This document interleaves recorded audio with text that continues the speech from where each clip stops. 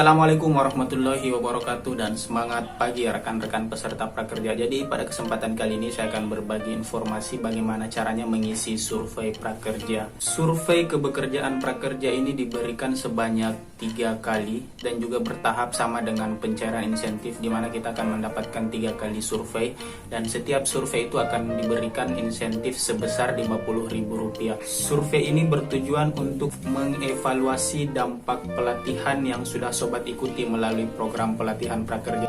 Karena di kolom komentar Facebook itu banyak sekali yang mengatakan bahwa apakah ketika kita telat mengikuti survei pelatihan itu maka survei nggak akan cari, itu nggak ada hubungannya. Dan kemudian yang kedua, banyak juga yang mengatakan bahwa survei itu harus diisi setelah kita menyelesaikan insentif tahap keempat, itu juga nggak benar. Jadi survei itu ketika kita mendapatkan notifikasi untuk mengisi survei, maka dengan saat itu jugalah kita sudah bisa mengisi survei. Survei ini bisa diikuti oleh peserta jika peserta tersebut telah mengikuti minimal 1 pelatihan yang ditandai dengan sertifikat yang ada di dashboard akun prakerja. Jadi seperti apa mengisi survei tanpa lama-lama, mari kita masuk ke akun prakerja. Nanti rekan-rekan bisa lihat di sini, masuk ke prakerja.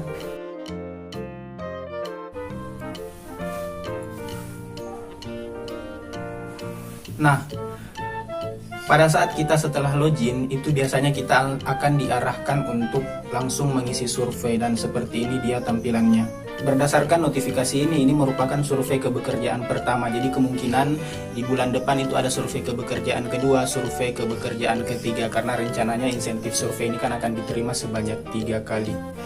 Dan kita langsung ke intinya. Di sini lembar persetujuan, saya telah A few moments later. prakerja yang dilindungi oleh peraturan perundangan yang berlaku, klik saja ya, kemudian klik lanjutkan. Dan ini kita sudah mulai untuk melakukan survei. Berapa jumlah tanggungan Anda? Jadi silahkan jawab sesuai dengan keadaan kita masing-masing di saat ini. Pertanyaan kedua, selama bulan Februari 2020, apakah Anda bekerja atau menjalankan kegiatan untuk mendapatkan penghasilan walaupun hanya 1 jam? Ya. Apakah Anda ada anggota keluarga lain yang bekerja pada bulan Februari 2020? Apa status pekerjaan Anda selama Februari 2020? Pertanyaan kelima, apakah selama melakukan pekerjaan pada bulan Februari 2020 Anda menggunakan teknologi digital? Ya. HP ya.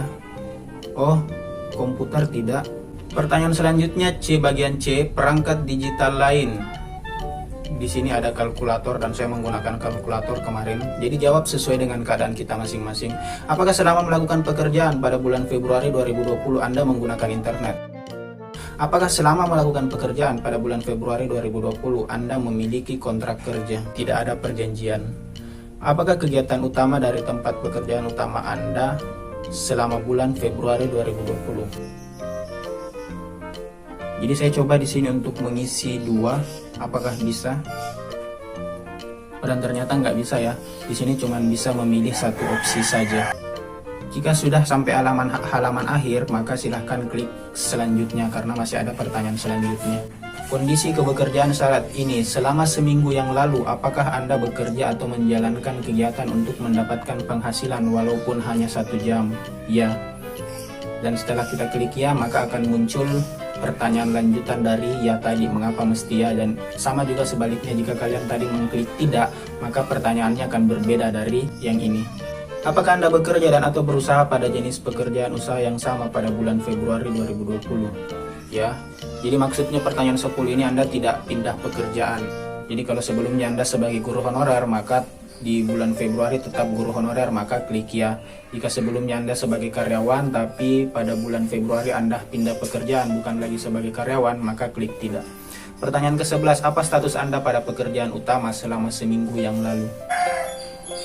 Apa kegiatan utama dari tempat pekerjaan utama Anda selama seminggu yang lalu?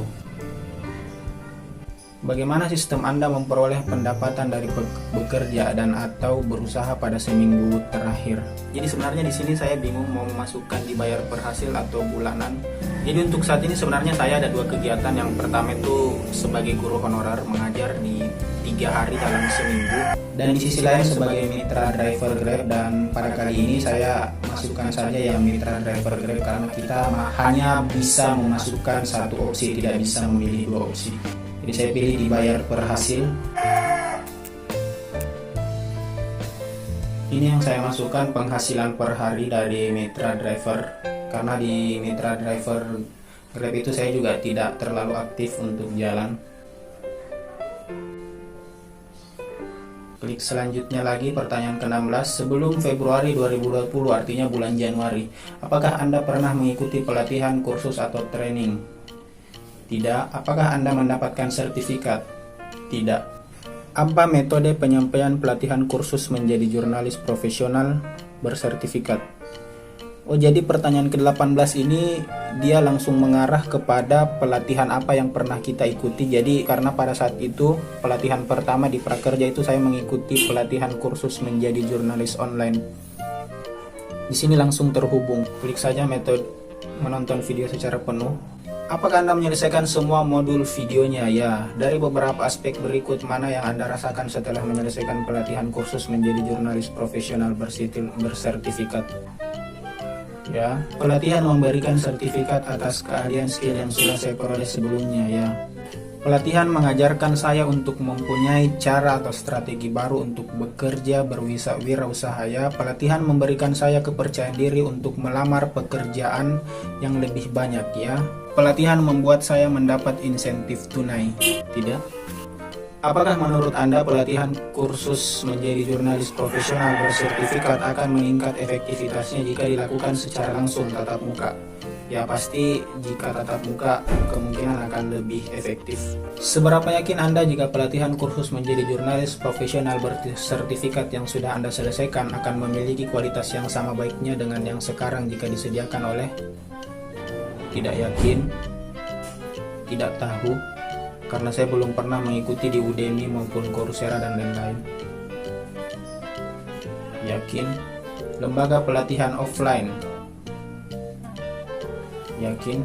Apakah Anda berencana melampirkan sertifikat pelatihan program Kartu Prakerja ketika Anda mencari prakerja? Ya. Kita klik selanjutnya. Jadi pertanyaannya lumayan banyak. Bayangkan ada 10 jenjang, di mana jenjang pertama adalah keluarga yang termiskin dan jenjang ke-10 adalah keluarga terkaya. Kira-kira keadaan keluarga Anda pada saat ini berada di jenjang keberapa? Mungkin 3 ya, 4. 25. Pada jenjang keberapa keadaan keluarga Anda pada saat sebelum pandemi COVID-19 bulan Februari 2020? Dengan keadaan Anda sekarang, pada jenjang keberapa kira-kira keadaan Anda setelah pandemi COVID-19 berlalu? Dalam seminggu terakhir, apakah Anda khawatir tidak akan memiliki cukup makanan karena kekurangan uang? Kita klik saja tidak, makan itu kan secukupnya ya. Jadi bisa ditaktisi. Dalam seminggu terakhir, seberapa sering Anda atau keluarga Anda makan lebih sedikit dari biasanya karena kekurangan uang? Tidak. Dalam seminggu terakhir, apakah keluarga mengalami kesulitan dalam memenuhi kebutuhan non-makanan? Pertanyaan ke-30, ketika kita mengklik ya terkadang maka akan muncul pertanyaan selanjutnya. Jadi kemungkinan jika di pertanyaan 29 ini kita mengklik tidak, maka pertanyaan ke-30 ini akan berbeda, bukan seperti ini. Apa yang Anda lakukan untuk mengatasi kesulitan tersebut? Menggunakan tabungan? Ya. Meminta pertolongan pada pihak terdekat? Tidak. Meminjam sejumlah uang dari pihak selain dari pihak terdekat? Menjual, menggadaikan barang? Tidak. Mendaftarkan diri ke Pak RT RW Lurah untuk mendapatkan bantuan pemerintah? Tidak. Lainnya? Tidak. Insentif tunai program Kartu Prakerja dimanfaatkan untuk apa saja? Membeli bahan pangan? Ya. Membeli pakaian, sepatu? Tidak. Membayar sewa kontrakan rumah? Tidak. Membayar tagihan listrik, air? Tidak. Membeli bensin? Ya. Transportasi? Ya. Membayar angsuran motor? Tidak. Membayar utang lainnya? Tidak. Alhamdulillah nggak punya utang. Sumbangan sosial keagamaan? Ya, bukan bermaksud ria ya, tapi ini pertanyaannya di sini. Membeli pulsa paket internet? Ya pasti. Membeli rokok? Tidak, saya nggak merokok. Ditabung? Ya, selebihnya ditabung. Dan setelah kita mengisi survei, tampilannya akan terima kasih telah mengisi survei, dan saya langsung diarahkan ke dashboard utama Prakerja kembali. Dan setelah kita mengisi survei, biasanya nanti akan muncul jadwal insentif survei di bawah insentif keempat. Tapi dia tidak akan muncul secara langsung. Biasanya kita harus menunggu beberapa jam setelah survei, barulah kemudian jadwal insentif survei itu akan muncul. Bagi yang mendapatkan permasalahan saat mengisi survei, bisa tulis di kolom komentar atau bisa DM di IG saya. Kalian nggak perlu follow dulu, kalian nggak perlu add FB saya dulu, kalian bisa langsung DM saya. Akan langsung saya jawab ketika saya buka DM maupun FB. Semoga video ini bermanfaat. Bagi yang belum subscribe, jangan lupa subscribe, agar sewaktu-waktu jika kalian membutuhkan info-info tentang prakerja, kalian bisa mudah menemukan channel ini. Kalian gak perlu klik loncengnya agar kalian tidak terganggu dengan notifikasi yang masuk ke HP kalian saat channel ini publish video baru.